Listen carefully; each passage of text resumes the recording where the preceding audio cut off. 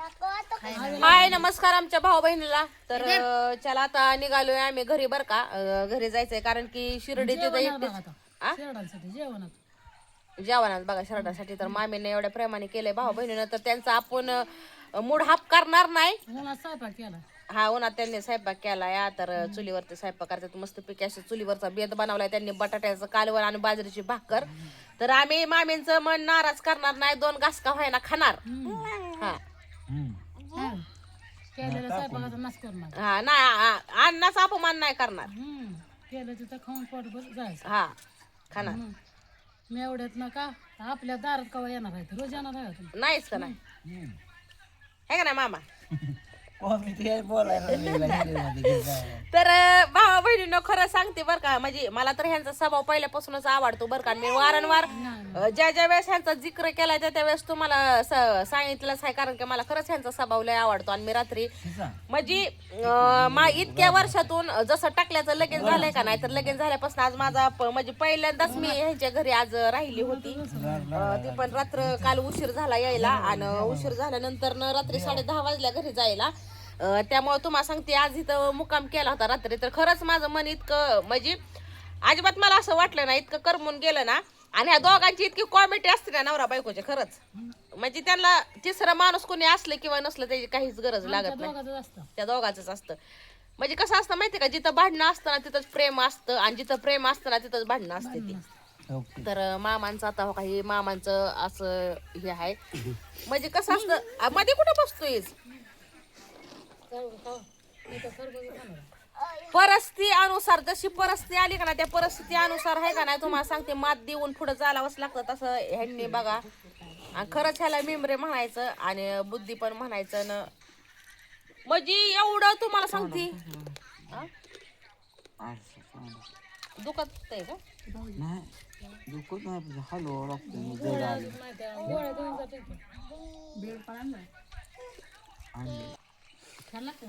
जुनी रोय आपली. तर खरंच मला मामांचं आश्चर्य वाटतं बरं का भाऊ बहिणीनं. आज एवढं दुःख आहे त्यांच्या मनात, आणि तुम्हाला सांगते एवढं दुःख आहे त्यांच्या शारीरिक सुद्धा शरीराला. तुम्हाला सांगते त्यांना एवढं दुःख आहे, मनानं सुद्धा पूर्ण खचलेलं आहे ती. तरी पण तुम्हाला सांगते एवढं सगळ्यांना म्हणजे त्यांच्या मुलांना बायकोला एवढं बळ देऊन आहे का नाही, ती स्वतः सक्षम आणि खंबीरपणे उभा आहे एवढ्या सगळ्या गोष्टीला सामोरे जायला.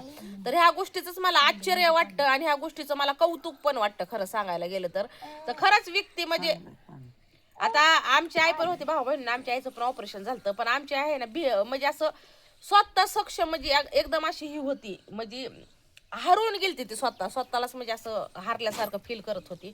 तसं मामा नाही, तर मामा स्वतः सक्षम आहे. तर त्यांचं तुम्हाला सांगते म्हणजे खरंच मी काय बोलू हे शब्दच नाही माझ्याकडे खरं सांगायला गेलं तर तुम्हाला. हा त्याच्यामुळे त्यांच्या बायकोनं सुद्धा कसं कंबर खचून तुम्हाला सांगते हा कामधंदा करून ती सांभाळतात. आणि तुम्हाला सांगते त्यांचं मेडिसिन पण महाग आहे, आणि त्यांची पट्टीची करायचं आहे ना, पट्टीचं सामान. लिकरू त्यांचं कामाला जातंय.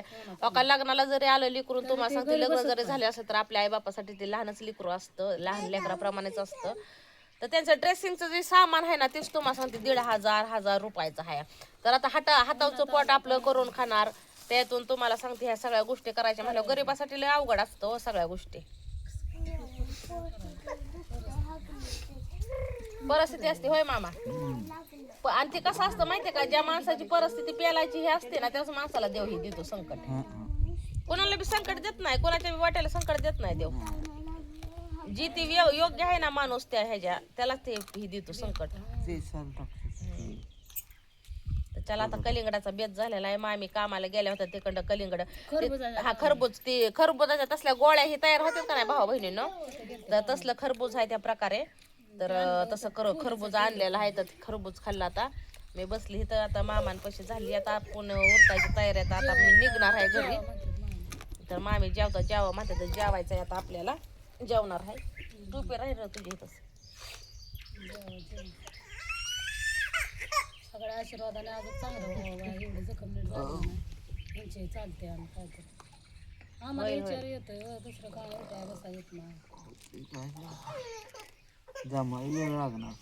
वेळ लागणार हा, आणि वेळेलाच महत्व असतं खरं सांगायला गेलं तर. आणि वेळ सोसणार बी माणूस खंबीर हा ती जेवढी वेळ आली आणि सोसलं किती देवानेच बळ दिलं म्हणायचं. मग आपण तर नव्हतं ताकद तर किती रगात होतं तेवढ्या रक्तावरती थांबलं एवढं रगात गेलं पाहिजे. 3 पॉईंट रक्त होतं वाटतं त्यांना, फक्त 3 पॉईंट. 3 पॉईंट रक्तावर त्यांचं ही म्हणजे ती पाय ही केलेला, म्हणजे एक प्रकारे ऑपरेशनच. बिग वनला ऍडमिट केल्यामुळं रक्त थांबलं नव्हतं, थांबत नव्हतं. होय ना. ते डॉक्टरला सुद्धा थांबवलं. होय. त्यांनी नसाची बंद केलं सगळं रक्त. आणि शिरगा होणार ना त्यांना, ते सगळं चिलबिली झाली मांडी. हे चांगला दवाखान्यात जर भरती केलं असतं तर भाऊ बहिणीने एवढं होत नव्हतं बरं का. पण त्याला आता झालेलंच आहे. आता ह्याला पाठीमागे टाकून तर पुढे जावंच लागणार आहे. आणि ती जातात बरं का त्यांच्या पद्धतीने, ती पुढे चाललेली आहे ती. आणि असंच आपलं तुम्हाला संख्या आशीर्वाद, उलट त्यांचा आशीर्वाद आपण घेणार. पण कसं म्हणतात का नाही, अशा टायमाला लहान मुलांचा सुद्धा आशीर्वाद तितकाच महत्वाचा असतो. तर तसं मी त्यांच्या लेकराप्रमाणेच आहे. आणि हे आता असं झाल्यात ना त्याला देव माणूस म्हणतात. हा देव माणूस आणि त्यांची सेवा जेवढी करण हा तेवढं सगळ्याला चांगलं. चांगलं, हो. बायकोला तर लयच मी तर मरूच तर म्हणलंय हो. की आता हे देव होऊन बसल्यात मी यांची सेवा कधी सोडणार. बरोबर आहे. आणि आतापर्यंत करतच होते आणि इथून पुढे विचार इथून पुढे बेसा हा बायकोच साथ देऊ शकते नवऱ्याला. किती कोणी चिळस होत्या मी चिळसत नाही. लहान लेकरावाने कशी धुत्या तसं सुद्धा मी धुवायला बसले आणि धुणार बी. मग काय तर. आज माझ्या लेकराचं चांगलं जरी झालं तरी म्हणणार नाही ह्यांच्या आशीर्वादाने. फक्त ही पाठिंबा आमचा हात माझ्या लेकरांना, बरोबर. तिन्ही लेकरांवर माझा हात, आमच्या दोघांचं इथनं फिरत्या. मग त्यांचं चांगलंच होत जाणार. मग काय. कोणी नाव ठेवत्या खरंच की आम्हाला जेवढं नावं ठेवतात ना तेवढं ते परमेश्वर ऐकतो. बरोबर पण आम्ही म्हणणार नाही तुम्ही आम्हाला नाव ठेवताय. बरोबर. फोल्डर बाटली. का तुमचं सगळं मुद्दा मला मामींचं पट्ट्यात आहे भावा बहिणीनं. आणि 1 नंबर ती बोलतात बरं का तो का. आणि खरंच ती एकदम व्यवहाराने बोलतात. मला पटतंय काय म्हणून मी डोक्यात बसतोय. मी काय म्हणते, आज तुम्ही बोलताय पण आमचं दुःख कोणी बघितलं नाही. नाही बघितलं. आणि तुम्ही आतापर्यंत केलं सख्खी आई सुद्धा कटाळती. हम्म. पण आपण त्यांना म्हणणारे पण आम्ही तुम्ही कटाळता म्हणून मी धावायचं ना. तुम्ही आम्हाला काय बोलायचं की बोला. माहिती आहे? आणि हे दुःख फक्त आम्हाला कोणाला बरोबर. माझ्या लेकराला नाही. कोणाला सुद्धा दुःख नाही. आलं की नाही? मग काय तर. ज्याचं त्याचा हलवा नाही ज्याची ते काढणारच आहे. हो. पण आम्ही त्या आल्याला मागं धरणार. रडू नका राजा, रडू नका. आलेलं संकट ही त्याला प्यालावंच लागतं हो मामी. आलेल्या संकटाला हे तोंड द्यावंच लागतं. होय मामा. आणि होतं आशीर्वाद म्हणूनही राहिले. मग काय. आमचा आशीर्वाद होता ह्यांना. हो. माग ती पुढं कामाला गेलं मी ऊस तोडायला गेले. जर बा उन्हात बस तोडला ट्रॅक्टर भरायच्या वक्ताला तर सांगावं असं असं झालं. नशीब उलट त्यांचं. मला चक्कर आली ती चक्कर नुसतं ऐकलं तर बघायला गेलं तर माझं असं मेंदू वाटत होता अटक येत होता काय. होय ना. ते अर्ध्या निम्याची साथ भेटली आम्हाला कोणाच साथ. मग काय तर. उभं काय होत बोलायचं चालायचं. आता आमचं कोण ऐकत ना काय ऐका ना. नशीब आमचं त्यांच्या संगत त्यांचं आपलं आपलं.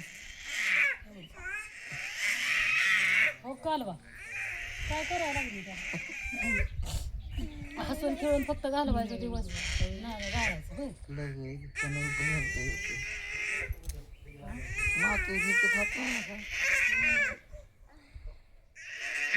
काय त्याला रडवायला लागली. लेकरं बाळ दिसतात फक्त पोराला दुःख ही हो आई बापाला आणि त्याचं मन असं खाली खाली करावं असं आमचं नाही. त्याने हसून खेळून राहावं. आम्हाला बघत बघत त्याचं आयुष्य चांगलं त्याने जावं असं आम्हाला वाटतं. त्याला धीर द्यायचा आता आमच्या दोघांना. म्हणून मी पळते हसून खेळून बोलायचं चालायचं. फक्त हे दुःख कुणाला सांगायचं. अर्ध्या निम्याचीच साथ आहे.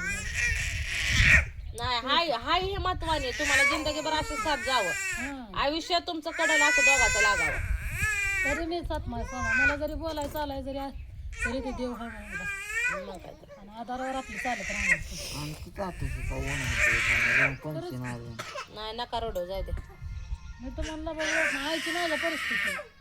भाऊ माझा पेटाडा भाऊचं येडी तरी मी ह्यांची साथ सोडून त्यांच्याकडे कधी त्यांचं बघितलं बरोबर. आणि जात बी नाही. आणि आता उठ माझ्यापासून उठ हिचं बोल नको. तेव्हा रडत बसलं म्हणून. नका रडू. मग रडू नका की त्यांना बी वाईट वाटतं. दुसरं काय नाही वाईट वाटतं. वाईट वाटतं तेव्हा तुम्ही रडल्यावर. त्यांना वाईट वाटतं. आणि सोसलंच ना त्यांनी तितकं. कोण सोस म्हणजे नवऱ्याला म्हणजे तुम्ही रडताय म्हणून त्यांना वाईट वाटतंय. नका रडू तुम्ही. बोलणारी दुसरी आहेत ना आत्मा मागणं पिळणारी. नाही पिळू दे. नाही लक्ष द्यायचं. जाऊ जेवायला. मामा ते मामा रडायला लागला, तुम्ही जा नका रडू, रडू नका उगाच येड्यावानी. असं आहे बापा. तर भावा बहिणींनो आता कसं आहे माहितीये का, इमोशनल मामा नका रडू, आम्ही आहे की तुम्हाला. रडलं का मला नाही सुचत. हो का, ह्याला प्रेम, भावा बहिणींनो ह्याला प्रेम म्हणतात, प्रेम ह्याला प्रेम म्हणतात.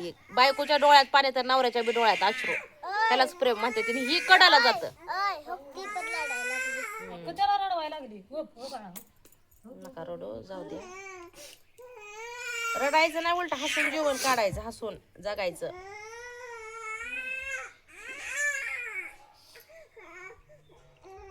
आवीच्या सुद्धा कुणाच्या बी डोळ्यात पाण्यानं भावा बहिणीनं आवी रडायला लागली, त्यांची लेक रडायला लागली. तर रडू नका कुणीच. मी व्हिडिओ इथंच बंद करते भावा बहिणींना.